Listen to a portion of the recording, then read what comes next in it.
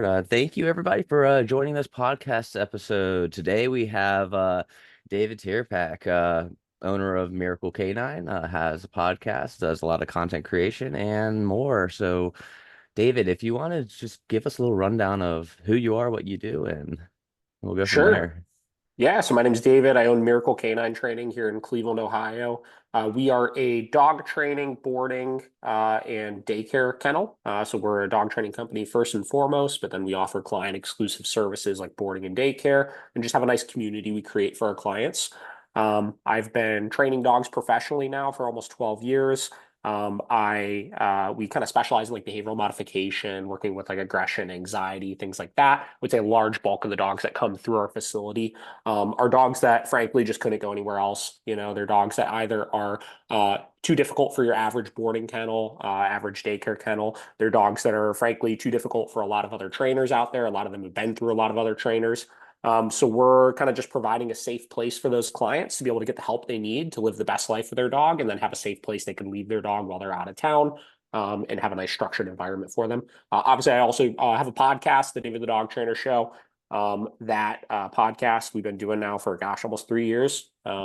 Virtually haven't skipped a week since. I think we're on like episode 100 and I don't know 180 or something like that. So that's been a fun thing we've been doing too, and just kind of plugging away. So Yeah. I love listening to your podcast when I'm driving around. awesome. I just put it on and it's good stuff. And I think I heard on I was just on one of the older episodes and it was still in the hundreds, but I think you did the math and out of all the podcast episodes you've had so far, you've only missed like five or six or something like that. I'm like, that is Yeah, yeah. incredible. That is Dude, definitely incredible. first 2 years we were really, really on it. Like we Yeah. did not miss a week. And if we did, for whatever reason, miss a week, we made up for it and did like two episodes the following week or something. We've slipped a little bit since then. Yeah. Just as things got busier, being on vacation or this or that. There's definitely been a couple we skipped, but we still stay pretty damn consistent to, I would say, in a year, maybe we missed three episodes. So Yeah.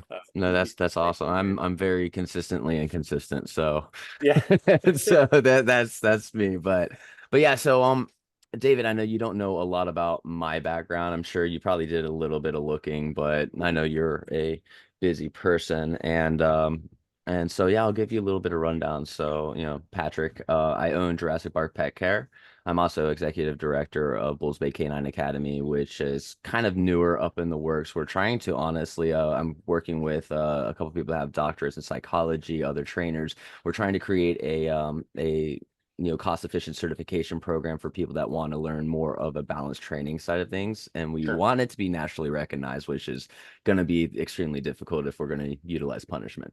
Sure. Um, Unfortunately, that's just the way the world is. I started my training back in 2013. I did a little differently. I didn't really go with the certification route. I was operations management and I was helping other businesses grow. And I ended up in the pet care sector of businesses and a place up in North Carolina.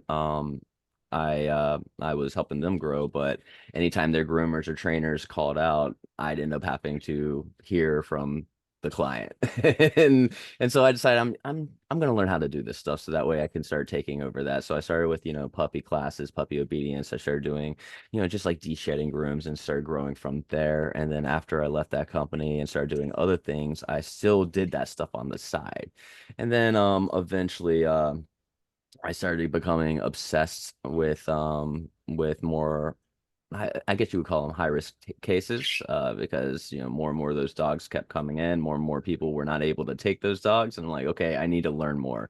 So I started diving really heavy into the book knowledge, started getting mentorships, and just going from there. So up to date, I've had Jurassic Park Pet Care for a couple years now, and we do primarily focus on behavior modification, just like you were talking about. We take a lot of the cases that are people just turn away. They just can't, Yeah. do or won't do, unfortunately. And that actually bleeds into our grooming services. It's about 50-50 training and grooming.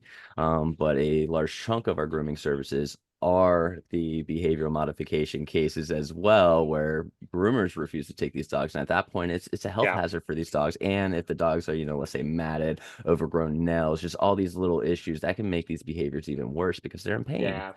There's such a direct correlation between like learning. I as you were talking, I was like writing notes down, and one of the big things I wrote down was as you were talking was grooming skills, because Mhm. I think a lot of people overlook that, if you're struggling with behavioral issues with your dog, a lot of times that boils down to the dog is very good at communicating when they don't like what you're doing, Mhm. right? And in a lot of cases, when they don't like what you're doing to them. So there is such a correlation between dogs that have aggression issues or reactivity issues or anxiety issues and serious problems with either being groomed or going to the vet, because Mhm. those are the two most intrusive things that would probably need to get done to a dog, and Yeah. the two most common places where people will repeatedly try to do something to the dog, fail at it, and then have a small victory in the dog's mind, building their confidence through their anxiety, Mhm. that they can set boundaries to people, right? Or Yep. that they can set boundaries to their dogs. Mhm. So, man, I think as a trainer, like it's funny, you're talking about like 50% is training, 50% is grooming, but I would Yeah. argue that 50% of grooming applies so deeply to the training that Oh you're yeah. doing. No, You yeah. know? So one thing I find really funny is because I started doing content creation on YouTube and TikTok like early mid last year. Yeah. I really kind of just stuck away from it, just focused on my business, focused on local clients, local seminars, things like that. And I decided I'm like there needs to be a lot more education. And then it was mainly dog training stuff. And then I decided one day I'm going to post a reactive groom, Yeah. right? And out of the most shit I have ever gotten on TikTok, for instance, Oh, yeah. that's the biggest one. It was a corgi that kept trying to bite me. And Hmm. so I kept doing very minor corrections, just, you know, here, I'm just gonna keep correcting this way. I'm just gonna push your head in the opposite direction. Every single time you do it, just a quick push, quick push. And because it's a cute little corgi and it was a groom, not a training session, everybody just blew their lid at me. And I was like, this is really out of anything, out of any, Yeah. like you see me flood a dog, like everybody, dislikes how Augusto de Oliveira, Dog Daddy, does his flooding methods. Unfortunately, a lot of people don't understand how flooding works. Um, and I mean, we can dive into that if you want, but Yeah. Yeah. nonetheless, The grooming catches the the most grooming flack catches that. the most flack. Yeah, Yeah. it's Yeah. like I don't get it. It's like I did the most least severe, the Yeah. Yeah. least severe thing, and it just happens. Yeah. But I mean, it gives me the opportunity to educate though, and Yeah. I think one thing that I've noticed with groomers in general is groomers are not trainers first and foremost for the most part. And whenever I see a groomer that is a trainer, I see a huge difference in that dog's behavior while being groomed because they're starting to be able to see all these micro behavioral changes. They're able to work on different techniques of extinction processes when it comes to reactivity and so on while in the middle of a groom, which is kind of unique and cool. Yeah. Yeah, for sure. Yeah, I would agree. I would say a lot of the videos we've had that have gone the craziest as far as people giving us shit have been same deal, like, aggressive dog nail trims or things Yeah. like that. Yeah. So, and I think a lot of it, getting back to what I said a minute ago, which was, I think the reason why grooming is so important is because it's the one place where owners lose leverage with their dog, right? They Hmm. try to do their nails, the dog throws up a big stink and then they stop. They try Yeah. to brush their dog, the dog throws a big stink, they stop. They go to the vet, they stop, et Hmm. cetera, et cetera, et cetera. I think a lot of people look at something like grooming and nails and stuff, and they're just like, that is such a non-important, like the dog, you would never run into that situation with a dog in your day to day where like Hmm. somebody has to go do their nails and the dog bites them. So like just avoid it. It's not a big deal. And Yeah. they see it as like you're doing something that's so like unnecessary to the dog without realizing the implications it has on everything else in the dog's life, right? Yep. Yep. So Yep. I think that's a Absolutely. lot of how people view it and the reason why people give you so much shit over it. It's like, oh my God, Yeah. like, don't worry about the nails. It's not that big of a deal. Just Hmm. go walk them on concrete, right? Teach them to scratch the board, et cetera, right? Right. Right. That So, actually is so funny that you're saying that because I was just thinking earlier, I had a bunch of little topics. And then I decided I'm gonna scratch all those because there's a single topic that we can easily talk about for quite a while, and you just touch base on it. People make things too complicated for their dogs. yep. They really do. Like you were talking about the scratch board, things like that. And what you were explaining for any viewers listening in, every single time for the groom, for instance, that the dog starts reacting or pulling away and we stop, um, the dog is now creating a pattern of association to where they are now winning every time. It's self-reinforced behavior. And so when we wonder why does the dog, dogs are not great at generalization, but they are great at pattern solving. And if they realize that anytime I don't want something and I do this, and then I get what I wanted to not do whatever it was, then they're going to just keep doing it. And I mean, it sucks. And that's, I tell people all the time, like whenever I do a lot of TikTok lives. I love discussing things and I love talking to anybody of any spectrum. If you want to be force free, R plus, great. If you want to be a compulsion trainer, great. If you want to be somewhere in the middle, lean balance, great. Let's talk. Right. Mhm. But one thing I've noticed a lot is there's a lot of people that have trained their own personal pet dogs and then think that that is all dogs across the board. Yeah. And because we like to humanize our dogs, we can never force our dogs to do anything. We can never make our dogs stressed out. And it's like, why? Why not? Mhm. You know? Yeah. Uh, but yeah, I mean, so yeah, making things too complicated. So I was having a conversation yesterday with another trainer, and we were talking about making things too complicated, and it was on the aspect of loose leash walking. Yep. And it's one of the most simple things we can teach a dog is to walk loosely on a leash and leash pressure. And what I've seen a lot is, okay, the dog is staring, the dog is pulling, the owner's allowing the dog to pull through, creating oppositional reflex, and then it's just creating this overstimulation, drive, and then frustration, and just keeps building. And so they're trying to do stuff like, either creating opposing commands, sit instead of pull. We're trying to do like specialized engagement exercises and so on. And I'm just like, why don't you just stop and turn the fuck around and just go in the opposite direction, create that leash pressure, and just do some back and forth, like confuse the shit out of the dog on where you're going. Mhm. Create that. It's gonna be a self-corrected thing. The dog's gonna be at the end of the leash and you just pop it back around. The dog will very quickly learn leash pressure, very quickly. Yeah. And we'll start working on engagement because now they want to know where you're going to go. Yeah. Yeah. I try to break a lot of behaviors down. Like we'll take, that example, like loose leash walking, right? Yes, pretty much any behavioral issue you're experiencing with your dog at some point has been trained unintentionally by you, right? Hmm. So, like you said, like pattern recognition, dogs start learning that they feel the end of the leash because they want to go sniff the tree 2 feet away. And then you say, screw it, it's not that big of a deal. And you let them get to that tree, right? Or Hmm. the person or the dog or whatever it may be, right? You are obviously teaching your dog every time they feel pressure. If you fight through the pressure, it works, right? You're teaching your dog with the nail trims. Every time they pull away from you and you stop, it works. It Yeah. reinforces the behavior. It's very self-reinforcing, right? So the first thing I do when I look at a behavioral issue is I look at how did this behavior get created, right? What is the Mhm. root cause of the behavior, if you will, right? And I solve that problem first because we got to fix, dog training is a two-way street. It's hold the dog accountable for certain things, but also look at what the human's doing that's creating the problem, right? We could say loose leash walking, oh, just correct the dog when they pull. But if we're not also addressing the times when the owner is allowing the dog to pull into the leash and giving way to it, you're fighting an uphill battle. So yeah, stopping, right? Every time the dog starts pulling into something, no longer letting them get to that. One Hmm. thing I have people do all the time that I see that are really bad with that come to our training facility, like 10 minutes into their very first session, I'll be like, all right, just stand where you're at right now and don't Hmm. move anymore. Because we'll see, we're having a conversation with them and they're holding the leash and the dog wants to get this way and they walk 3 feet that way and then 3 feet this way and 3 feet this way, all while I'm trying to have a conversation with them. And the entire time they're training the dog to pull on the Yeah. leash, right? So I'll have them just post up, right? Just hold your leash. I don't even care if your dog pulls into the leash at all, but don't let them get any further. Just Hmm. post up and stay exactly right there. And just breaking that habit that the owner has can be so challenging for them sometimes. Like I'll Yeah. tell them to do that, and it's like they're incapable of processing what I'm telling them to Hmm. do. And you have to like real time coach them through it, coach them through it, Yeah. coach them through it, right? Yeah. Yeah. So yeah, simplifying it, it's created this way. Let's make sure we're stopping the bleeding first. Let's make Hmm. sure we're not creating further problems.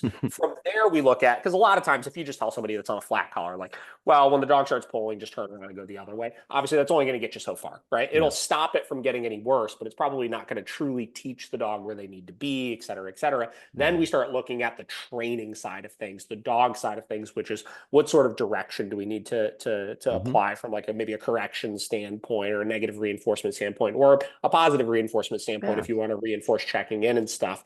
But I always look at it as that two-part process. Let's Hmm. simplify this. Let's stop why it started in the first place and come up with the most simple solution then to actually stop it after that. Absolutely. Yeah, for sure. Absolutely. Again, social media is a crazy world these days. Yeah, So I I've gotten some flack myself quite often. You're a compulsion trainer because a lot of my sure. videos will show the punishment side of it. And I'm not afraid to, even if I make a mistake, I'll post that up, whatever, nobody's perfect. Yeah. And what I'm looking at and when I'm doing training, I'm looking at so many little nuanced things, right? And Hmm. and so I'm looking at not just the dog and the behavior, but what is the environment like? What is the owner like? What is the owner's physical capabilities? What is their morality like? Are they actually willing to do this? Yeah, yeah. And so on. Like there's so many little tiny things that I'm going to have to cater to in order to work with this dog. And if this dog is showing a highly dangerous behavior, I'm not going to sit here and try to coax the dog to here, trust me with some treats and do this. I am going to put an end to this behavior or at least dampen it enough to where now the owner is a lot more confident with their capability of handling this. And then Hmm. we can start working on reinforcement. Then we can start working on all these other little things, but sometimes behaviors just need to end. Yeah. Um, and that's what I'm looking at from a perspective. I don't have a board and train or a facility. I'm all mobile services. So every Yeah. single thing I do, Mhm. even grooming, we all come to the client. Yeah.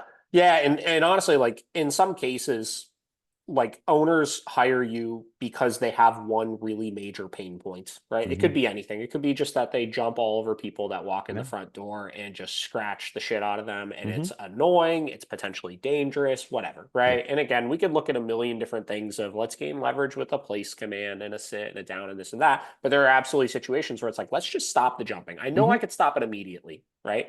And as soon as I stop it immediately, then because I kind of met the owner halfway, I solved their immediate pain point on things. I showed them I am capable enough of a person in order to trust the direction that I'm giving them. From Hmm. there, I could focus on all the areas where maybe they're doing things wrong, right? Yep. And they're making the dog too excited, and they're Yep. they're not applying enough structure, enough exercise, or those types of things. And because I already met them halfway, they're going to be much more likely to be compliant to me than at that moment, right? Yeah.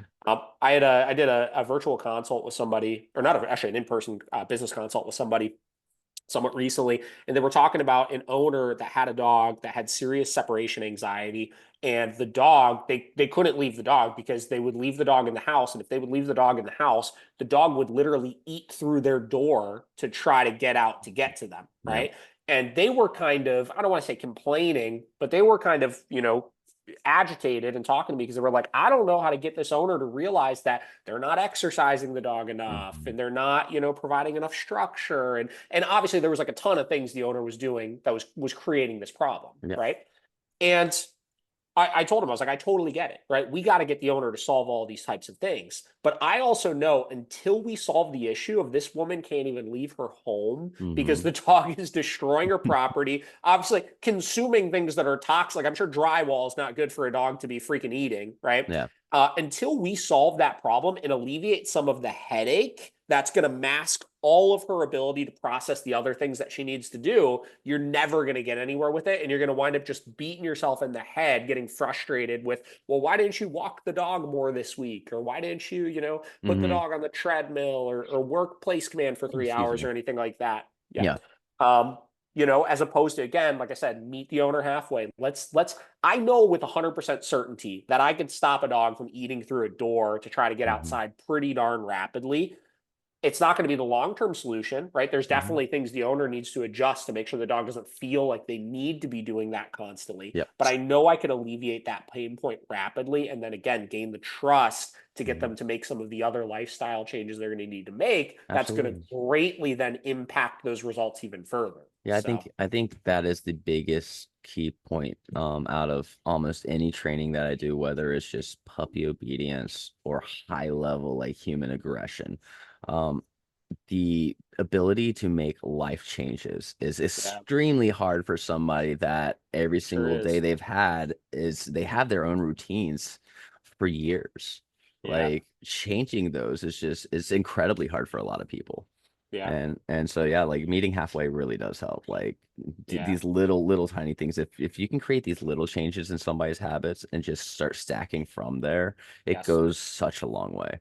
Yeah, and just like there's dogs we look at and we're like, you know what, this dog is only going to get so far with some of this stuff. Like Hmm. whether it's, really serious aggression or anxiety cases where you're not going to Yeah. just fix it, right? You can get Yeah. the dog greatly better and then learn to manage the rest. Yep. There are owners that are going to have limitations as well as far as how far they're going to get. Yep. And there's a million and one owners out there that no matter what you do, whether they're, just, older and physically limited, whether they're cognitively limited, whether they're just the type of people that are like, you know what, I'm just not adjusting my life around my dog. Hmm. We could debate if that's good, bad, or in between, but you're going to run into those people. Yep. And these people, whether you help them or not, are going to keep owning these dogs. So, like, Yeah. let's, for the dog's sake, Yep. let's make their relationship as like non-tense as possible by eliminating some of these problems. Hmm. And like I said, we could build on that, and how far we get with it is to be determined. But I know even if I, have to get on a dog a little bit more over stuff in order to solve a major problem,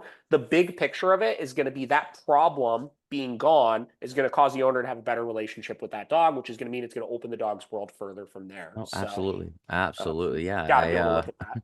Exercise needs and things like that. So I will do boarding at home, at my own Yeah, home, but I only do one dog at a time. And I'm not smart going move. to do, yeah, right. Right. So when I do boarding, I will not do boarding that has to do with a lot of like training where I'm going to have to train the owner how to do Mhm. the things. The boarding that I will take in, the cases I will take in is stuff where it's going to be a lot more. This dog just needs a lot of exposure. We need to figure out what is the exercise needs and mental stimulation needs, and can the owner meet those needs? Like these things that I it's going to be more of the classical style conditioning to where I'm not going to have to teach the owner all these little things. It's just this dog needs more wins outside in the environment. The dog needs more appropriate socialization, not just meeting every Tom, Hank, and Sue out there, and Yeah. so on. And so those are the type of dogs I'll take in. And Mhm. so I have this So dog, are which you treating the board? Are you treating the boarding like a mini board and train though? Because it sounds like the way you're Mhm. describing it is that. Is that? Yes, Yeah. Okay. Cool. yes, Yeah. yep, yep, yep, for sure. So I have this dog over here named Hayes, right? Um, Hayes was a board and train. Basically, he just overstimulation, no impulse control, and full on all the time, which would eventually cause a dog fight between the client and the client's mom's dog whenever they Yeah. would come over. And I mean, it could have been a simple fix. It's just don't bring your dog to your mom's house or tell her to leave the dog at home, But Yeah. Yeah. but Hmm. in general, like because of what they were describing, what I saw when I showed up, it's like, this would be a good board and train. And Hmm. so we worked with this dog, and the dog's it's a Klekai. And so the dog's exercise needs and mental stimulation needs, once I figured out exactly what it needs for it to just be like, okay, now I can like be closer to myself and actually be a little more chilled out. Um, I talked to the client, and the client was immediately like, "Oh yeah, no, that's not going to fit my lifestyle. Can you help me find a new home for this dog?" I'm like, Yeah. "Well, your dog's thriving at my home." Like, so I guess the dog has a new home. You So acquired the dog. I acquired that. Yeah. I Look at don't do that. that normally ever. I don't Yeah. do Yeah. that. It takes a lot for me to want to get a dog. I'm Yeah. very Sure. selective, and yeah, so and he's been doing really well. He's Good. just sleeping right now, but as dogs Yeah. Yeah. normally do.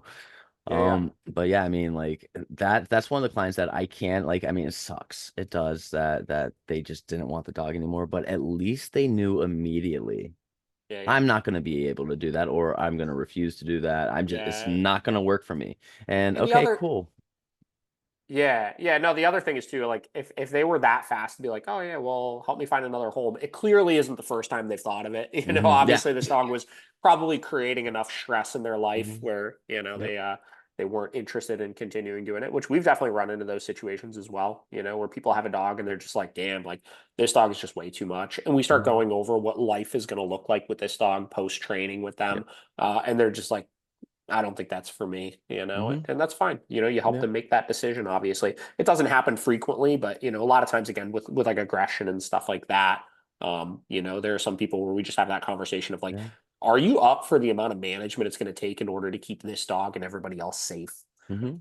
So yeah, Yeah, for man. I sure. mean, and unfortunately, like when we have our dogs, like we want to love our animals, we want to have Yeah. that complex bond that we associate, with having dogs. And when dogs are, more or less a nightmare in somebody's eyes on a day in and day out basis, it destroys all of that. So Yeah. so Hmm. it's extremely hard for a lot of people to be like, you know what? Yeah, yeah, I love this Yeah. dog so much, even though it's bitten me 20 times and I can never walk it and so on and so forth. It ruins that with a lot of people. Yeah. And I mean, it is what it is. But I do see I'm just gonna ramble off to a different topic. I do see a lot of times um the environmental changes creates these stressful triggers for a lot of these dogs where and it's always a consistent, and I'm not going to say always across the board, but with a lot of individuals it's a consistent pattern of they constantly make environmental changes. And dogs like routines, and every single week the routine keeps changing, and then we wonder why the dog's always stressed out. Yeah. Yeah, yeah, I think it takes a lot of awareness to create, excuse me, to create a very adaptable dog, Hmm. because there are some people that have inconsistent lives, Oh right? yeah. And there's no changing that, right? And yeah, if you're not giving proper direction to your dog through that, you're going to notice things just completely spiral out of Hmm. control with your dog. So having the awareness of being able to be a couple steps ahead of the dog as far as predicting those changes, whether Yep. it's, your schedule is going to be changing, you're starting a new job, you're moving somewhere, just any number. You have friends and family that stay at your house regularly, things like that. You've got to be able to predict, like, okay, bringing a child into the house, any number of things. You've got to be able to predict, oh, this thing is going to happen in a couple of weeks. What are the routines that I have currently that I have with my dog that are just not going to be applicable to when this change happens? Yep. And start before you run into that situation, training for those new pictures, Hmm. right? Yeah. We do that stuff all the time, here. Like my wife and I have very differing schedules. They change constantly. There's Hmm. times that, we're home all morning with the dogs. There's times we don't get home in the evening until 11 o'clock. Like, we have family members that come into town and stay with us that have other dogs, and Yep. just have a very, very inconsistent lifestyle. And we train for those pictures ahead of time. Like we just had like my mother-in-law and her dog stay at our house for like an entire week, like I don't know, a month or two ago. And that's a different picture. Like bringing another dog into the house, like even though my dogs are all very social, having another dog live with your dog for an entire week and that new dog adapting to their routines Hmm. can create a lot of tension and a lot of problems. And then Yep. tack onto that, you have another person staying in the home with them. So we started implementing, things like, well, these are the quote unquote safe spaces. These are the places we can give the dogs breaks away from each Hmm. other. These are the places where it's going to be fine for them to socialize with each other. These are going to be the places we start eliminating toys temporarily for the week. We're a couple steps ahead of the dog to allow them to adapt to it. And then they have all the training in the world on them too, where we could help guide them through new pictures they may see in a controlled way with things like downstays or place commands and stuff. So yeah, having a high level of training on your dog, as long as you know how to implement it when these changes happen, your dog can Yeah. be much more adaptable than you think. So Oh yeah, yeah, yeah. For trainers out there that are wanting to learn more about animal behavior, I I always suggest I don't like dog parks in general. It's not the idea, the concept's great. yeah, yeah, It's just unfortunately, not everybody's an expert, and so not a lot hmm, of people have a great grasp of their dogs. They don't understand that these behaviors are actually unacceptable. They're going to start a fight, or yeah, you got to trust that everybody's dogs are vaccinated and so on. But yeah, beyond that, one good thing to do though is just go to a dog park by yourself, sit down and just watch people's dogs, see how they interact, and you will learn so much, so much. You do not without even knowing what the things are called, like the different types of behavioral changes or what they're demonstrating. You can still learn a whole lot about dog behavior and body language change, micro macro behavioral changes just by watching. yeah. No, I agree completely. Like, it sounds like really cheesy and stuff and very like Caesar Milan-esque, but like if you watch the dogs just communicate without human interaction, you learn so much more about what you're seeing. Like a lot of things, I think socialization is a weird one with trainers because a lot of trainers Same deal with overcomplicating. They overcomplicate socialization. They try to Hmm. micromanage too much. They almost over the top are advocating for dogs and Yeah. trying to throw all these things into like create positive associations and stuff. Hmm. When a lot of times those are the things that are creating the problems. The dogs are trying to interact with each other in a way that they actually understand, right? And then we're constantly saying, hey, don't do it like that. Hey, don't do it like that. Hey, do it this way, right? And Hmm. it creates this constant sense of frustration amongst the dogs, which Yep. makes them more likely to have these problems. Oh yeah. So, we have like really, really hard and fast rules when we run socials at our facility of like, no food, no toys, no affection, no interacting with the dogs. Like we are solely there as lifeguard. And unless we absolutely need to, unless something egregious is happening, we Hmm. let the dogs figure out 99% of their problems. And I'll tell you, when we really started adopting that philosophy, and obviously we have like safety protocols and stuff we put into play. But when we started adopting that philosophy, we saw so many of these dogs that just like never really were able to open up in socials because they were the ones that would like sit in a corner and like snap at other dogs or Hmm. whatever, just really anxious and shut down and stuff. These dogs would just flourish because we allowed that. The things we were trying to like hold the dog back from experiencing because we thought it was too stressful and creating problems, we Hmm. allowed them to be the ones that kind of handled it on their own to some extent, Yep. which gave them the confidence to then go start exploring and interacting and stuff, knowing they had a sense of control still. Oh, that's Um, cool. That's so absolutely cool. socialization, Yeah. man, I that is one of my favorite parts of training, I would say, is like helping dogs overcome social issues like Yep. that. Because I think there's not enough people out there that are doing it right now. Hmm. Yeah. Yeah. Yeah. No, for sure. I I'm a hypocrite with a couple things I tell people. There's like 3 or 4 different things I tell pretty much everybody just don't do, and I'll do it, right? Sure. One of them is socialization, for instance. I tell everybody like forget the idea of socialization. It needs to be more like environmental exposure. Your dogs Yeah. don't have to meet everybody. Your dogs don't have to be friends with every dog and every person. Nobody has to physically keep coming up and meeting your dog.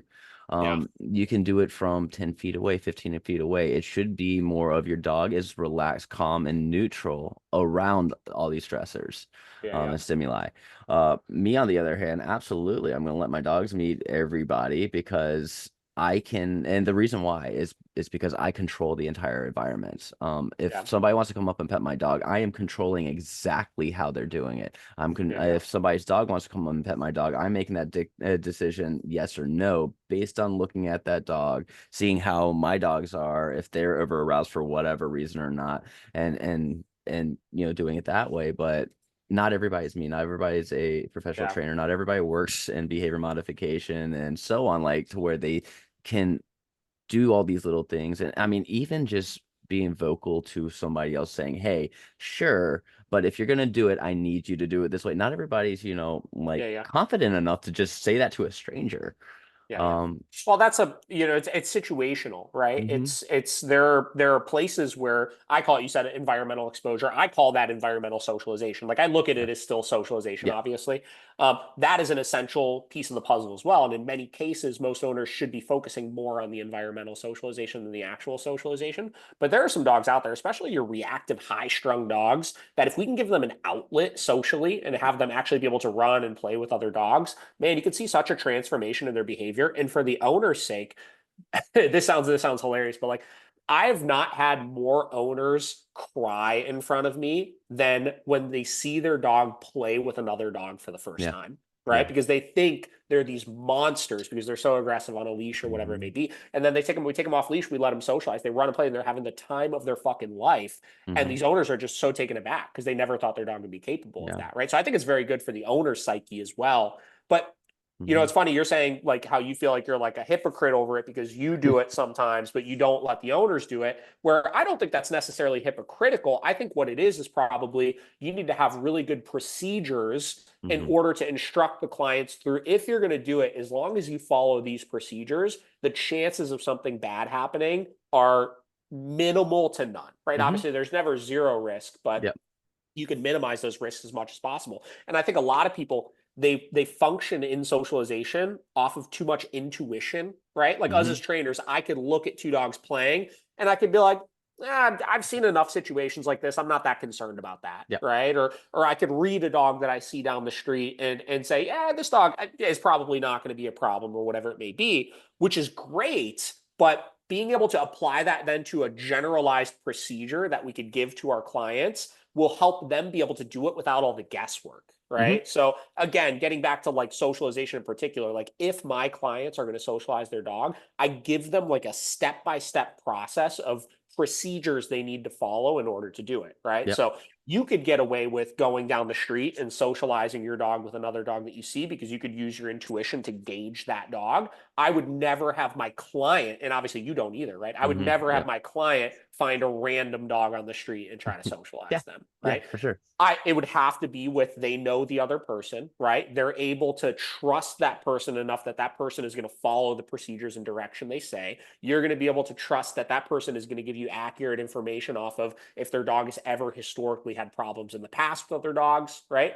Hmm. From there, they have to follow the procedures of a prerequisite before you're going to let your dog play with another dog is you've got to make sure you have control of your dog around the Yeah. other dog, Yeah. right? So we check that box first, right? Mm-hmm. Once that box is checked, my next procedure is we never do socialization on leash, right? Mm-hmm. So you've got to have an area where you feel comfortable that you're going to be able to let your dog off leash in, right? Yep. Then my procedure number 3 is we remove the things dogs would generally fight over, food, toys, and affection, right? Then my next procedure is generally I don't do any longer than an hour because I feel like after an hour is when the owner starts hitting a point where they are just getting distracted, right? They're not Yeah. paying as much Yeah, attention I love that you as they said the historically hours, not should. because the dogs are like No, no, no, exhausted or no. whatever. No, No, they it's can play for because the 5 hours. person. It's Yeah, because yeah, the yeah. owner. I I know me, love and it. I know Yeah. after an hour, I'm going to get involved in conversation with the owner, and then Hmm. I'm no longer going to be paying attention to what's going on there. And then thing number whatever, 5 or whatever it is you've got to have a contingency plan of like, if something were to happen, how do I intervene, right? Hmm. Whatever that winds up being, right? Whether it's you have some type of slip collar on the dog you can grab if need be, whether you have an e-collar on the dog, whatever it is, right? But Yep. I have these like black and white procedures I outline where, again, I know if they follow these to a T, that the chances of something bad happening are so minimal. And then obviously you as the trainer have to do a good job of looking at their dog and saying, if something bad were to happen with this dog, how detrimental is it going to be? Hmm. Right. Yep. There are some dogs that if something bad happens, it's like they're going to kill the other dog. And it's like, okay, well, I'm probably just going to tell the owner, you shouldn't be socializing your dog with other dogs without professional help. Yep. Right. But if it's just like maybe a little scrap might break out, but it's easy to break up, nobody's going to get super injured, like go Hmm. for it. Follow these procedures, but go for it. Yep. I So, do. I think humanizing our dogs is it's probably the worst thing. I mean, we're humans. We're going to put our own emotions and morals into like everything in this world. I get yeah. it, but I see it often. You were mentioning might get in a little scrap or tuffle or whatever with another dog. Mhm. A lot of times I get phone calls all the time about this. My dog got into a fight with another dog, and I'm so worried that the dog is just ruined basically. And I'm just like, Yeah. first, let's describe what do you think of fight? Is this kind of like when people are like, "Oh, Yeah. my dog has Yeah. bitten Yeah. 20 people." It's like, no, your dog bit 0 people Yeah. Yeah. actually. Yeah, for sure. Yeah. Yeah. But so first we figure out what was this fight. This fight, it's just a scuffle, and it wasn't anything severe. And Yeah. but the whole idea is like, how many how many times does this happen on a regular basis? Is this a consistent pattern? Because if it is, then yes, it's a problem and it can completely destroy your dog's behavior. Um, but if it's like a one-time thing and every single other time it's just wins, then it's a teeter-totter right there. Yeah. And the wins, the good stuff, is likely superseding that one-time random fluke occurrence. Yeah. Yeah.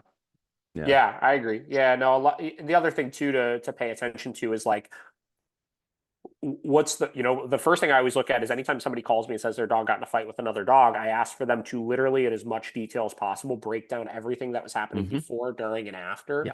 Because a lot of times I look at a big difference between dogs that are truly acting aggressively towards another dog Hmm. versus dogs that are like competing over something and a Yep. scuffle breaks out because of it. And I think 99% of like dog fights people experience are not because the dog is inherently aggressive, but because they're competing over some sort of resource. Again, Yep. food, toys, affection, right? And the owner is just not mindful of it, and Mhm. they're not trying to hurt each other. They're just in competition, and it doesn't Yeah. excuse it. I But mean, if there's yeah. a clear trigger like that, we can look at, oh, okay, well, we don't have enough control over the resources with this dog. We're adding the resources in a way where we don't have control over the dogs in the presence of the resources. So you could have a solution for that Yeah, yeah. easily. I think a lot of people don't realize like everybody always forgets dogs are opportunistic predators with little knives in their mouths, right? And at a baseline, they're gonna gravitate towards things that feel good and that they like, and stay away from things that don't feel good or they don't like, right? That's just at the baseline. We're just really just manipulating all that. And so the resource thing is huge. Everything in a dog's life that is going to want to gravitate towards is because of resource, and that includes us as the human counterpart. We are a resource. Our affections are a resource. The food and water we give them, the play, the toys, everything, our interactions with our dogs are all resources to that dog. And then beyond that, like all the other things that the dog considers resources. And I think it's really important that people do understand that, because again, what you were just talking about with a resource guarding type behavior can be for like anything, Yep. and people don't realize that they're resource guarding and it's a lot of times, most of the times, it is resource guarding behavior. Yeah.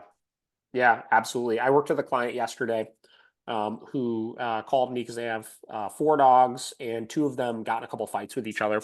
Hmm. And I went to their house yesterday to do like a little bit of a consultation with them. And they were kind of explaining to me what happened. And the first fight that happened was two of the dogs were outside in the yard and they were going ballistic, reacting at something on the other side of the fence. Their third dog ran up into the mix, and then those two dogs turned and went after that dog, Yeah. right? So I could look at that and say, that's not necessarily an act of inherent aggression of these dogs want to just attack this dog. That Yeah. is a case in point redirection situation. Anytime you have a magnet of energy like that, and they're trying to get to something they can't get to, there's a ton of frustration, and that energy's got to go somewhere. And generally speaking, they want to turn it and put it on whatever's closest to them, right? Yeah. And the second one that happened was they were feeding the dogs, right? And in the feeding process, the dogs generally, sorry, my cat's getting in the way here. Get Oh out of yeah, here. my cat just jumped on my lap.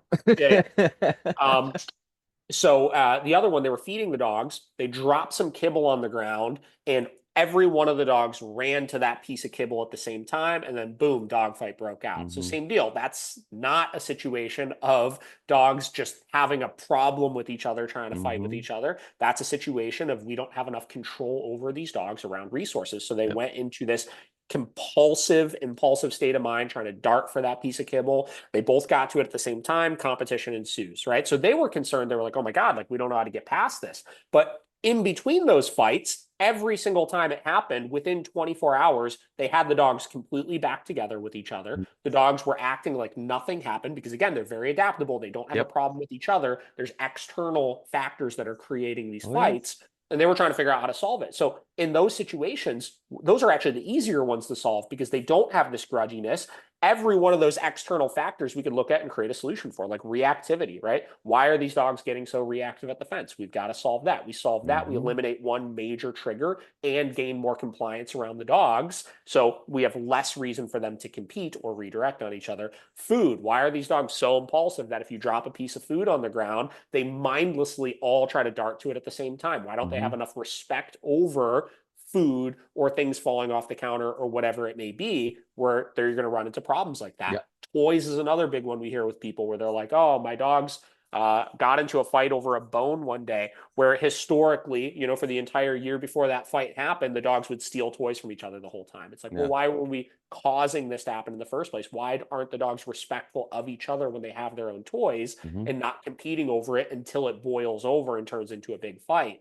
So you could look at every one of these situations from a social standpoint and come up with a solution to manage it in the future by eliminating those resources if you're socializing with a new dog, or in a multi-dog household, actually solve the problem, Yep. right? Yep. Correct the things that are creating the problem in the first place. Yeah, yeah, like me. Hayes, the Clique I was talking about earlier. So I have three dogs right now. I have a Catahoula leopard dog, a Siberian Husky, and then the Clique. So, uh, obviously, I'm a masochist, and I like dogs that are very independent. Yeah. But it's okay. So Gojo, my Husky, and Hayes, the Clique, have gotten into very minute, very superficial fights. Mhm. Three times now, and and each time it's been less and less, but it's all been over. Like the first time was they all got pig ears. Wife was inside, I was outside, and all of a sudden I hear my wife yelling at the dogs, hear the dog fight break out. I go inside, I separate them, find out what happens, and like within like 5 minutes or so, I let the other dogs outside, and they're now social again. What had happened was one of the dogs went took the ear pig one of the pig ears, though they had all had their own, took one from the other dog, and then the other dog went to go take it back, and that first dog was Yep. like, hell no, this is mine, Yep. right? Hmm. Okay, Hmm. easily solved for that one. Yeah. Now the second one was a food thing. They were all eating, they all eat in the same room about 8 feet apart. Hmm. um and Hayes, the Klekai, finished his food first, walked up to the husky, went to the Hmm. husky's bowl. Husky didn't do any resource guarding behaviors, didn't low growl or hover or anything like that. He was just eating, eating, eating, didn't care. And then the other dog goes and just shoves his face out of the way to eat Yeah. his Yeah. food. And Yep. my husky was just like, no, that's not necessary. I'm going to give you a correction real quick because that was fucking rude. Yep. And the Gleek Hive at that point just bam, overstimulated, over threshold, like fuck you, I'm going Yeah. at you. Yeah. And so again, that one not hard to fix. For me at least, it was just we decided, okay, I'm going to feed y'all all outside within a certain vicinity. I'm going to keep watch, and anytime any of you, don't have restraint on and as you were talking about respect for food, the boundaries, things like that, we're gonna correct it. We're gonna make sure you understand, here's the boundaries, here's what we do. And then with Hayes, we were working on, raising that threshold up, impulse control, things like that. And then the third scuffle was really interesting. We were outside. I have an outside couch Are under you our are awning. you explaining these in order of when they happened? Yes. Okay, cool. Yes. Yeah, go ahead. Yes. And then this last one was really neat. So for the last couple of weeks, I've been doing a lot of impulse control training with Hayes Hmm. and with Gojo, as well as Hayes, the Husky and the Klee Kai. I've been working on a lot of threshold training, raising that threshold up. And I saw was really interesting. So the last one was I was brushing their teeth. Hmm. And my two dogs are perfectly fine with it. The new dogs, Hmm. And so I went to go brush the teeth for the third dog. And then as I see, I'm brushing his teeth, I see my husky walk up and it's just kind of starts just being kind of a nuisance. And Hmm. at that moment, I put the toothbrush down. I'm like, I know what's about to happen, right? Hmm. And so I don't want to create a backwards pressure drive or anything. So I'm not immediately splitting them up or anything because and it hasn't started yet. I just don't want to entice it to happen. And then right when I see the stare off happened, I just immediately was like, place, right? Hmm. My husky went to go turn to place. The Klee Kai went to his whole like real quick, and then all I had to do was raise my voice, say his name, and then he just chilled right back under threshold. And I was Yeah, like, yeah. that's incredible. Like it's rare that I see a dog spike up over threshold, wanting to fight, to go back under threshold with a verbal cue. And Yeah, it's yeah. it's like, and so what we're doing is working. It just takes time. It takes a Hmm. lot of time and a lot of work to get through some of these things sometimes. And there's so many people out there that just aren't going to put in that work. Yeah, yeah, for sure. Yeah, I mean, I look at those. I mean, those situations you ran Mhm. into is like every single one of those is a very predictable scenario we Yeah. can look at and learn from, right? Like Yep. situation number one, like yeah, anytime, like I don't know, you said that was your wife. Yeah, yeah, yeah. Yeah. Yeah, How usually, do you know? usually, and anytime that I have rules, and in a multi-person household, not everybody follows rules, Yeah, right? sure, sure. Yeah, yeah. So the rule is like whenever they're eating and they're in the same vicinity, or they have a high level resource like a bone or a pig or whatever, we have to Mhm. be watching them. Period. Yeah. Mhm. Somebody has to be just eyes on, because even if the dogs have gotten along for years and are quote unquote best friends, the right situation can happen and I can end up with a dead dog. Yeah, sure. And so I trust myself to be able to make sure it doesn't happen. Yeah. And so that was that. Now the food thing was, it's never been an issue before. Yeah. Yeah. For the months that I've had Hayes at this point, it hasn't been an issue. I was actually sitting right here. They were eating all right here next to me in different vicinities in this room. And Yeah. I just sat right here for a second, loaded up my email real fast, and then I look over, and then Hayes had already started walking. And I'm like, oh crap, gotta get up. Yeah, yeah, yeah, Yeah. yeah. Yeah, for sure. I mean, I'm assuming situation one likely Yeah. was a similar situation where one of them tried to take one from the other and she Yep. didn't catch it or something. Yep. Situation number two, same deal. One Same tried to deal. take something from another and actually succeeded in getting all the way over there, Yep. right? And anytime we're not there to handle that and squash it right when it happens, the dogs have to assume that responsibility. Yep. The third one is kind of like an interesting third side of things because people will tell me all the time, like their dog will get in like two or three like very predictable fights, and then Hmm. another one will happen, and then that one seemingly is a little bit more out of nowhere, right? Hmm. Like this one, I think there's still a pretty predictable trigger, but we'll see some clients that the trigger is just nowhere near as apparent as the Yeah. last ones. And frankly, that just comes from, like we talked about, how dogs can gain control from like a handling standpoint with like Yep. nails and grooming and stuff. Once they realize they can start fighting with each other, it's not like once they start fighting, they'll never stop fighting or Hmm. anything like that. But they gain this confidence, that same deal. They can assert themselves to the other dog when they don't like what the Hmm. other dog is doing. And initially, it's usually over competition of a resource, but it could turn into they just didn't like that the other dog was walking so close to them past their bed, right? Or they Yep. didn't like that the other dog was doing A, B, C, or D thing. Or in your Hmm. case, I explained like similar to with like redirected aggression at a fence or something. Hmm. When something's happening with a dog and they don't like it, like let's say I'm doing one of my dog's nails and they're really squirming and throwing a fit and stuff, that energy is like a fucking magnet to other dogs. They Hmm. want to Oh go yeah. over and they Oh yeah. want to try to control that unstable energy, Hmm. and that can create big time problems. Yep. But I look at a lot of situations and bigger picture, how we could kind of negate a lot of those things from happening is by having really, really, really clear conditioned in markers that we're able to verbally influence and control our dog faster. So like your situation, you said you were sitting in your chair, dogs are eating over there. You saw the one already approaching the other dog, and you obviously had to get up and kind of go run over Hmm. to there, right? We Yep. focus a lot on making sure that our punishment markers that we use, just like we would condition in a clicker or a verbal yes or something like that, to have this like really involuntary positive association. We do the same thing with our negative markers. Hmm. So if I say no, that in and of itself should be strong Yep. enough and conditioned enough, obviously, where it has the exact same impact as if I hit an e-collar right there and then, Yep. right? Or gave a leash pop right there and then, Yeah. so that we're never in a position where we need to like scramble and like grab a dog or pull them away. Or if I'm brushing teeth, right, I'm able to give that hard no right there and then. And because Hmm. it's conditioned in enough, both dogs know immediately, involuntarily, to suppress their behavior because a correction is going to come Yep. in that moment, Yep. Yep. right? Yep. For sure. For sure. I think my situation, I would say, is not unique, while still having some aspects of it. So, like Hayes is new to the environment. So, there's always going to be that rule out there, like the 3-3-3 rule or a 5-5-5, whatever, days, weeks, months for a dog in a new environment to start really just feeling comfortable in that environment. And so, Hayes being new in this environment is really just, these behaviors had never been an issue until they were, and it's just, I'm Yeah. trying to set all the management protocols in place to make sure that they don't become an issue. Mhm.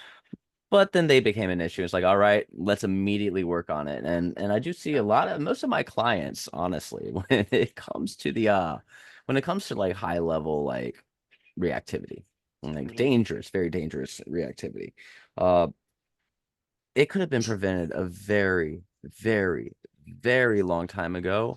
Is if the owner, obviously they're not going to see every little thing, but if they saw the thing and realized, oh, that's not a great behavior, I don't want that to get worse, and then they Yeah. immediately worked on it. Yep. And I think that's the big reason why they are starting to be able to be fine with, their thresholds and things like that. Is because we're Yeah. immediately, stumping it. We're immediately making these changes. And Yeah. yeah, Yeah, I I think mean, that's what owners hire is for, obviously, is hmm. to look three steps ahead of whatever they're Yeah. doing. Where we'll have clients that hire us for a particular issue, and then we start working with the dog, and we're like, whoa, that thing right there that you're Hmm. not even thinking twice about is going to turn into a massive problem later Oh yeah. on, right? Yeah. So we look at those things and we help them proactively make those adjustments so they don't run into really big issues. You know, we hear the No, same for thing all sure. the time, like food, right? Like, oh, well, the one goes and takes food from the other, and it's historically never been a problem. It's like, well, us as trainers, we're able to know in Hmm. general, even if it's not a problem right now, you know, there's a high probability that at some point in the future it will become a problem Yeah. later, I right? use a whole lot of analogies, and whenever you say things like that, like analogies pop in my head, right? Yeah. Because pet owners understand analogies fairly well, and when you were saying historically it's never been a problem. Part of, in my brain it was like, well, historically I can walk in front of traffic and never get hit, but one day, Yeah, yeah, one yeah, for day, sure. 100%. um, Yeah, but yeah, I mean, I think in boundaries, I think that's the hardest part for a lot of owners is setting boundaries for their dogs and being consistent with the boundaries. Being yeah. able to tell their dogs no Hmm. seems to be really hard for a lot of people. Yeah, I Yeah. agree. And you know what I think a lot of the problem is nobody wants to correct their dog for stuff. I Yeah. totally get it, right? I Yeah. don't want to have to correct my dogs for shit all the time, right?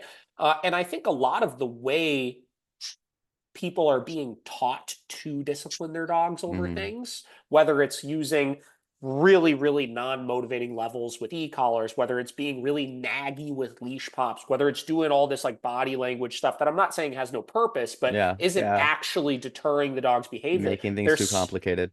Yeah, well, they're stuck Yeah. in this cycle where they're needing to tell their dog no for the same thing over and Hmm. over and over again. And perpetually, there's no end in sight to it, right? It's Hmm. like, I'm going to have to tell my no and correct my dog with this fucking e-collar every single day for the rest of their life, Yeah. which that is a daunting, awful feeling It to be stinks. able to feel, Yeah. right? Yeah. So because of that, people just, they feel like they're ruining their relationship with their dog because they're just nagging them all Hmm. the time forever and ever, right?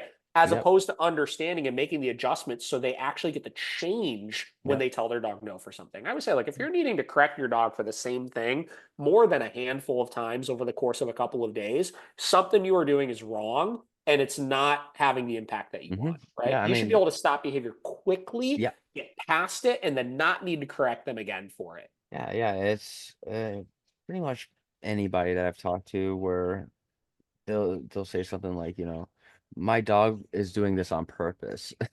Yeah.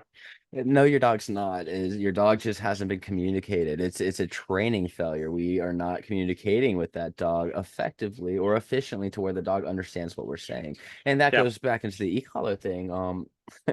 I hate it. I'm not gonna lie. I fucking hate it when people say there needs to be a working level and there needs to Mhm. be the higher level. It's like, why? If there's a working level where the dog will blow through that, then why use that working level in the first place? You can utilize positive reinforcements for recall, for instance, for the same thing as that working level, right? So why use that working level?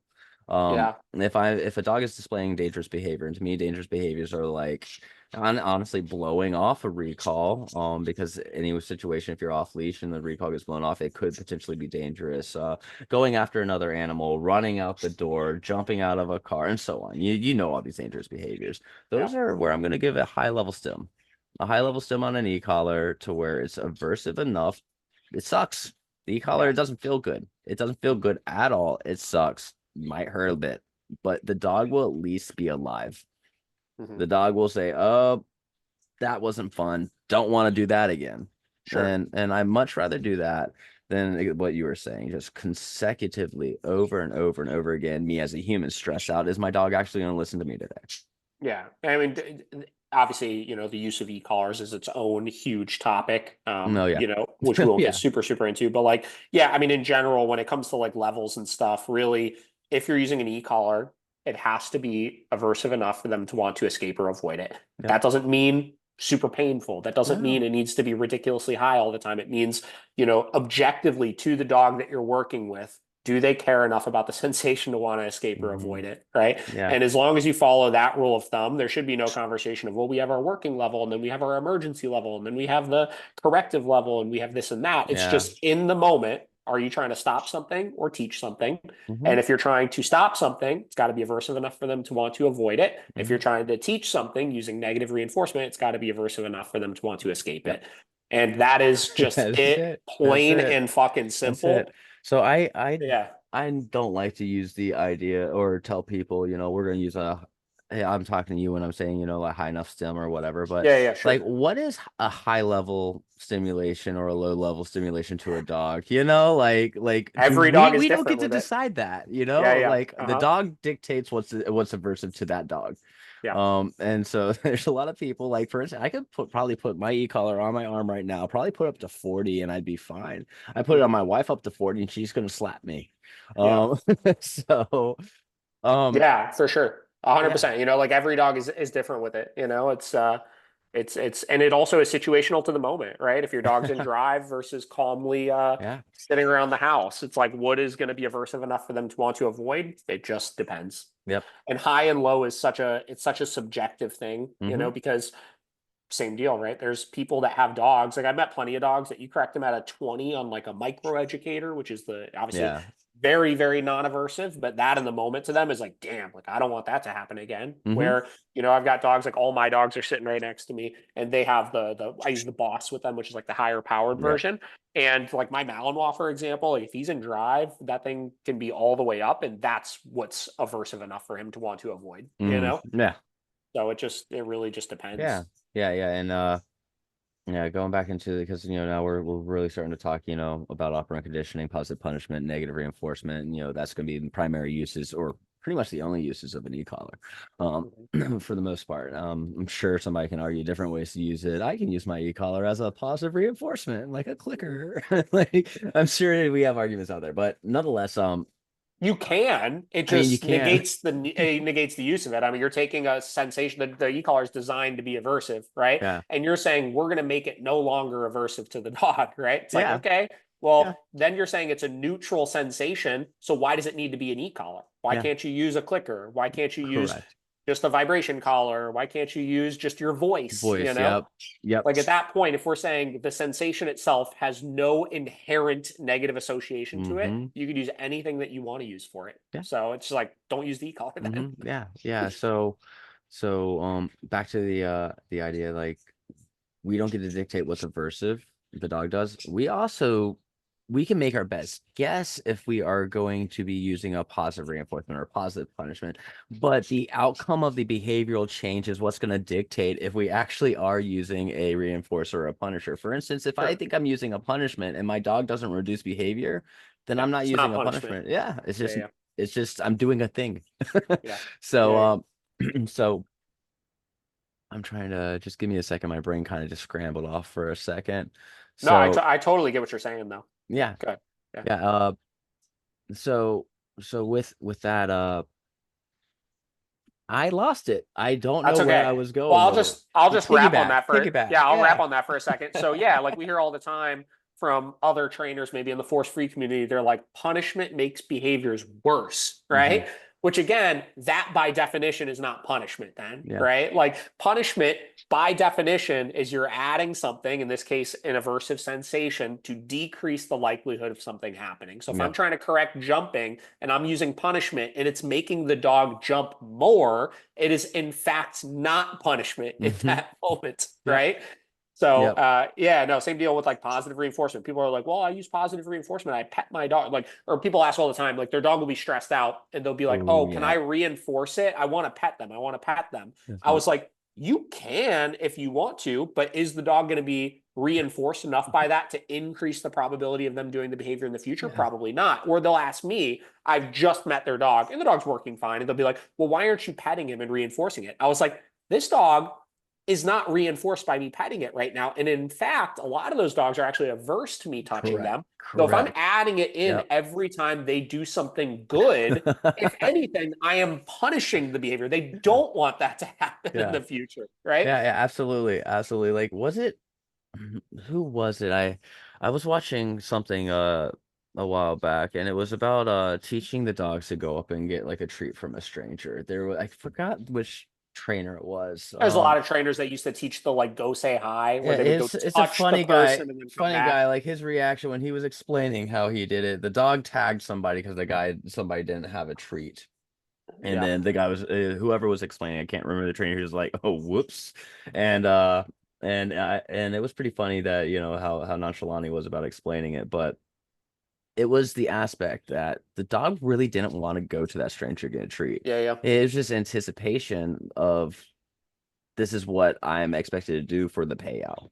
yeah, yeah, And when the person didn't have the treat, that dog's like, oh shit, you're yeah, staring yeah. at me. You're I Yep. don't like this. Yeah. And the same thing goes for the petting thing. All the time is I see people like their dog is super overstimulated and overstressed. Like there's other dogs around that it wants to either get at or avoid, and their owners are down. It's like, it's okay, petting them. And it's just making it worse. The dog is getting more stressed out because it just doesn't want to be touched at that moment. Yeah. Um, Mhm. and so like, but we're humans. We're highly emotional creatures. Yeah. Mhm. So breaking people of those habits is hard. Yeah, for sure. Yeah, you're just adding confusion, a lot of times in the moment of like the it's okay, it's okay, it's okay. It's like the dog is stressed out. Hmm. You're not necessarily, I don't go as far as saying like, oh, you're actually reinforcing the unwanted behavior directly, but Hmm. indirectly, what you might be doing is you might be making yourself even more of a wall that the dog's pushed against because you're kind of creating this safe space while they're stressed, Yeah. which then is just going to make the dog more likely to fight because they can't flee. They can't create distance from the trigger that they Hmm. want. Or you give this conflicting, unstable energy that you're kind of communicating to them, Yeah. which again makes them even more unstable themselves and more likely to react.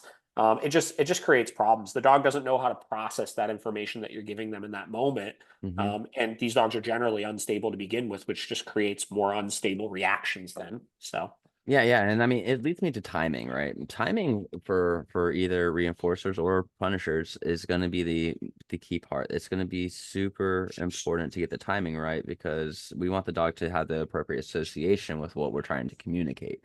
mhm. And and I see it all the time where and like a dog, does something, let's say an unwanted behavior, we miss the punishment marker, and then a lot of people out there will go and retrieve the dog and then try to do the the punishment when Yeah, they've already missed it. It's like now you're just confusing the dog. The dog has no idea why we're punishing it. yeah, If the dog's going to do something unwanted and has already done the behavior, now we have to just kind of skip that and go to the next thing. yeah, What do yeah, we do now? Do we do a recall with a reinforcer for the recall? Like, what is the next thing we need to do yeah, to yeah. get our dog back under control? Yeah, for sure. I mean, the recall is the number one example of places we see owners make that mistake is the dog's off leash. Dog won't come to them. They got to go chase the dog down. They get the dog. And once they get the dog all the way back to them, they like scold them for it. Right. Yeah. Where the timing of that scolding that you're giving, and not that I'm Hmm. I'm condoning like, oh, you should be scolding your dog all the time or anything, Yes. but the timing of that is when the dog is actually doing the thing that you want them to do, which is be next to you, Yeah. right? Yeah. So you're actually deterring them from coming to you even Hmm. more than at that point. Yep. So yeah, you just got to learn from your Oh, mistake and it's say, okay, the like, exact same reason why you shouldn't be using crates as punishments. And it's because by the time the dog does the thing, and by the time you get the dog to the crate, the dog is not going to associate what it did with the crate. It can be a good, timeout if that's what you want to call it, timeout, decompression yeah, spot, but like to utilize it as the punisher, I personally feel like that window you're going to, you know, yeah, I don't necessarily think that like depending on the sequence of everything that's happening, hmm. I don't necessarily think that you're going to hurt anything, but it's Yeah. definitely not going to help anything, Yeah, yeah, you exactly. That's what I'm know? getting at. It's not like Yeah. I'm not saying that you're hurting Yeah, anything. It's sure. more of you're never going to really teach the dog that that was unwanted behavior because that crate means nothing Yeah, I mean, on you the could punishment side argue. of things. I've heard trainers argue, like, social isolation obviously can be very, like, aversive to a dog, obviously. So, like, if you really, your timing was perfect and your markers were clear, and then you had enough of a span of social isolation while they're in the crate, But and that's if just you so much repeated this work. cycle, Like yeah, the way you it's, explain that, like, yes, can you really go up to an owner and say, yeah, okay, yeah, the social 100%. isolation, your timing has to be Yes. perfect. And that, Yeah, like, yeah. why do I want to do that? I Why do can, I want to tell an owner yeah, this is all the things you should probably do yeah, when you can just say, or yes. put your dog, go back to the basics, throw your dog on a leash, control your dog's movements during the day, Yeah, yeah. correct the behaviors when they happen, then allow your dog more freedom Yeah. whenever it earns more freedom. I 1,000% agree with you, obviously.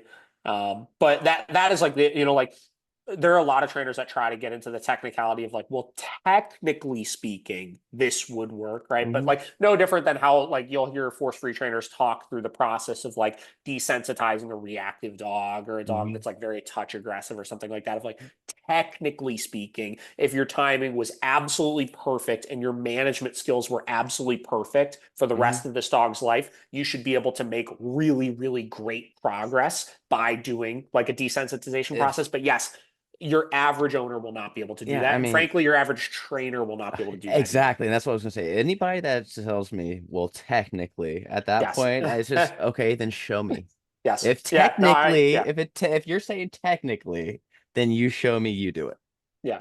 because Yeah. it's just you're going to extremes. It's complicating the Yes. whole training process. It's complicating everything. Yeah. Dogs Yeah. are very simple creatures, and I, personally, I don't think they're really that hard to read and understand. Yeah. It's just the human component is what fucks it all up. Yeah. You're preaching to the choir, man. My last podcast episode I did last week was I was just in Connecticut. My Hmm. wife's family is from there, and I trained a bunch of dogs while I was out there. I worked with like I did like 13 lessons or something, Oh, fun. and it was really cool because at this stage, like the way our business operates, we make our clients commit to full ass programs, right? Hmm. So like there's no like you come in for a single session or do a couple sessions here, a couple sessions there. It's like if you're going to train with us, you are doing the full program in either a one-on-one route or a board and train route. Yeah. But when I was out there, I was only out there for like 9 days. So obviously I can't have people doing 10 weeks of one-on-ones with me or 4-week board and trains or anything like that. Hmm. So I was forced to kind of go back to the roots and do short set programs of like, Yeah. anything from one session to like 4 sessions I was pretty much doing with people. And I walked through every single one of the clients I was working with and the behavioral issues they were struggling with, how many trainers they had worked with up until this point that had all the fucking time in the world, how little time I worked with them, and how easy the solutions were to their problems. And you could literally go right now on our Google page and read like our last 3 reviews we got are from clients I worked with that I had like 2 hours of time with. Yep. And then like one of them in particular said, they just left the review this morning. They were like, it was a crazy reactive little like burn-a-doodle thing. They had been to 5 trainers Hmm. before, not just force free, balanced trainers also. The Yeah. dog had an e-collar, dog had a prong collar, but nobody taught them how to properly punish the dog for the reactivity, Yeah. right? The We human did component. a Yeah. single fucking session with this dog, and I haven't stopped getting text updates from this Hmm. person about how they walk by dogs no problem now. The dog's not reacting at anything. Their entire life has changed. And it's one of those things where it's like, for both the owner and the trainer, it's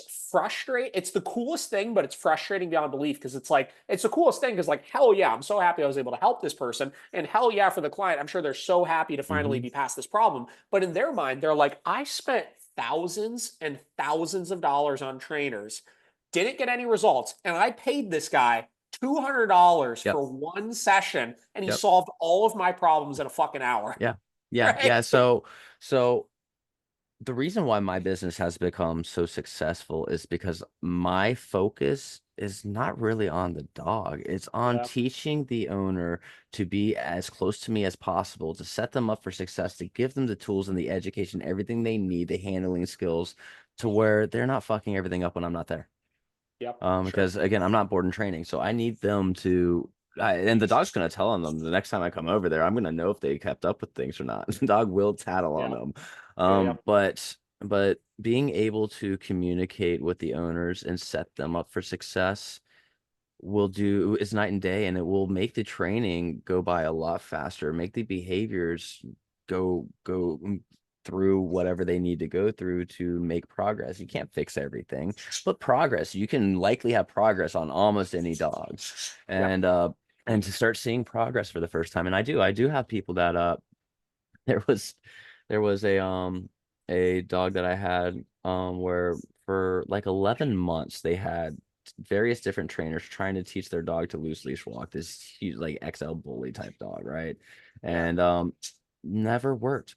Never worked. I come in there 15 minutes, the dog's loose leash walking, and then ever since then the dog's been loose leash walking. And it's exactly as you said, nobody ever taught the owner that the dog was on prong collars, had an e-collar, so on. Nobody ever taught the owner how to properly walk their dog. Yeah. It's like, how did we miss the most important thing there, you know? And it's probably very frustrating for a lot of people out there that has gone through trainer after trainer after trainer just to Yeah. find out that the solution is a little bit easier than it was being made Yeah. out to be.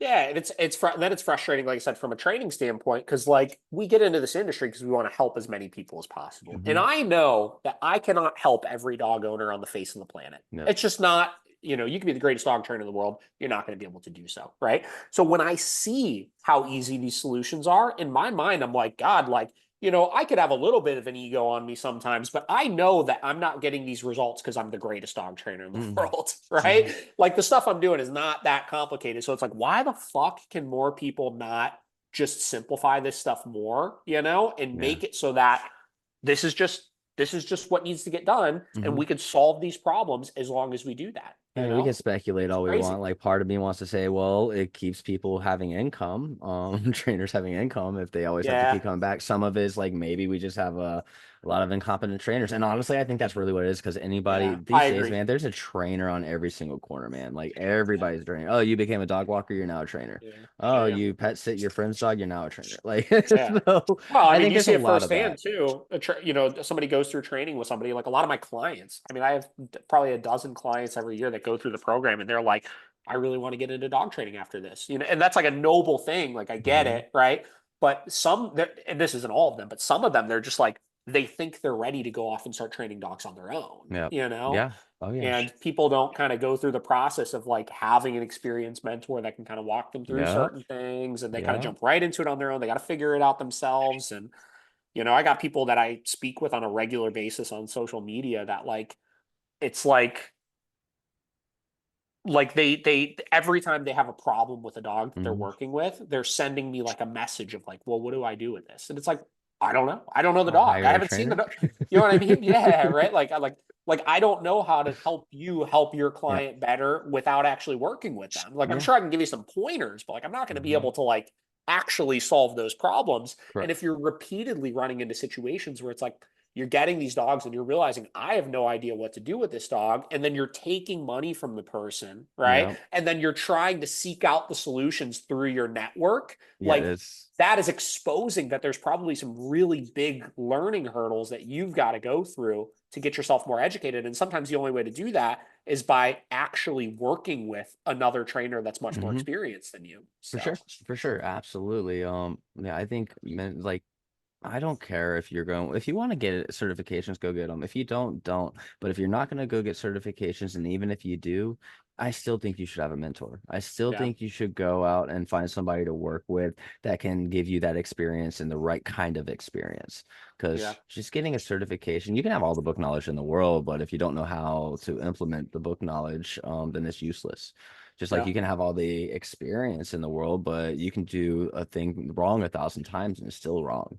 yeah, So I do think getting a mentor, regardless on which route you go, is very, very much necessary. And I've seen it as well where somebody might be a pet smart, nothing wrong with it, puppy obedience trainers.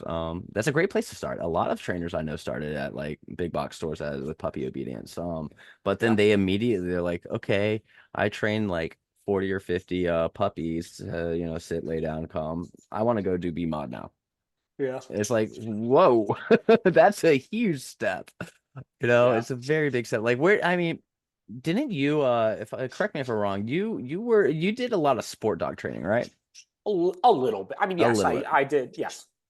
I was Okay. never like ridiculously competitive at it or anything, but Gotcha. like I was pretty immersed in that world for Okay. about, 2 Were you years, part of 3 any years. clubs? Yeah, yeah, I was a part of, and this is like my, I don't want to say like claim to fame or anything, but like I was a part of probably like the nation's best Mondio ring club. Oh, that's It's cool. called West Penn Mondio. And like I said, I absolutely was not competitive, right? Like Yeah. my Malinois, he's got his level 1 on him, but like I remember the very last time I ever trialed him, we absolutely tanked it. Like Mm-hmm. it was terrible. Yeah. But like, like I learned a lot through it. I Yeah, yeah. cared a lot about it.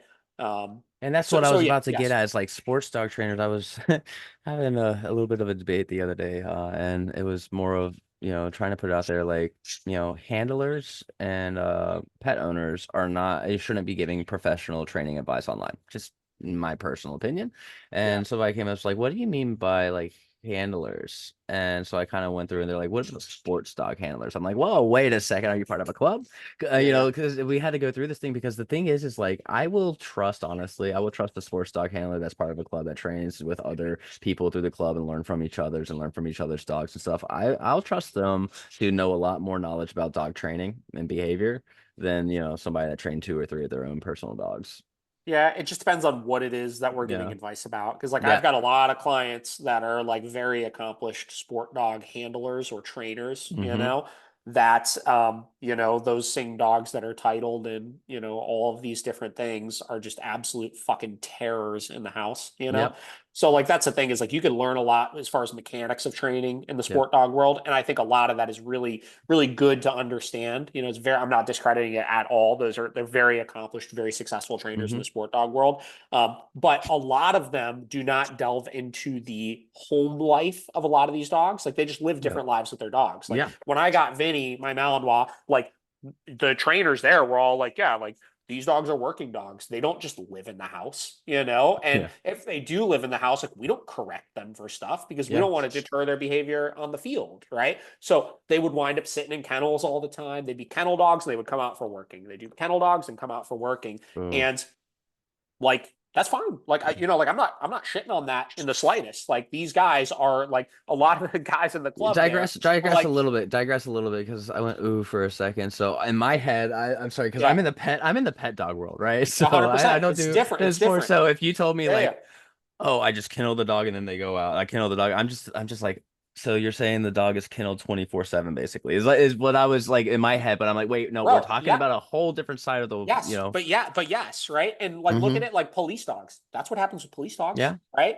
They have their kennel that they live in. Obviously, some of them are different. Some of them go home with the yeah, yeah, dog yeah. officer, obviously. But for the most part, these dogs are military dogs, right? There's a kennel, right? And the dogs stay in the kennel and they come out for their training Hmm. and they come out for their exercise and they come out to go work and they come out to go on the field, right? But outside of that, they're in the kennel. So I they're mean, there's nothing wrong with that. controlling. There's nothing Yeah, wrong yeah. with that, you Getting back know. to the social isolation, right? Yeah. This is where a lot of the social isolation concepts come from, is from the working dog world, where Yep. by isolating these dogs by themselves in the kennel, when you get them out of that kennel, these dogs are fucking geared up to Mhm. go. Yep. Right. And again, I'm not saying this is the appropriate way to Oh handle yeah, of dogs by course. any means, right? Like my dogs are house dogs, right?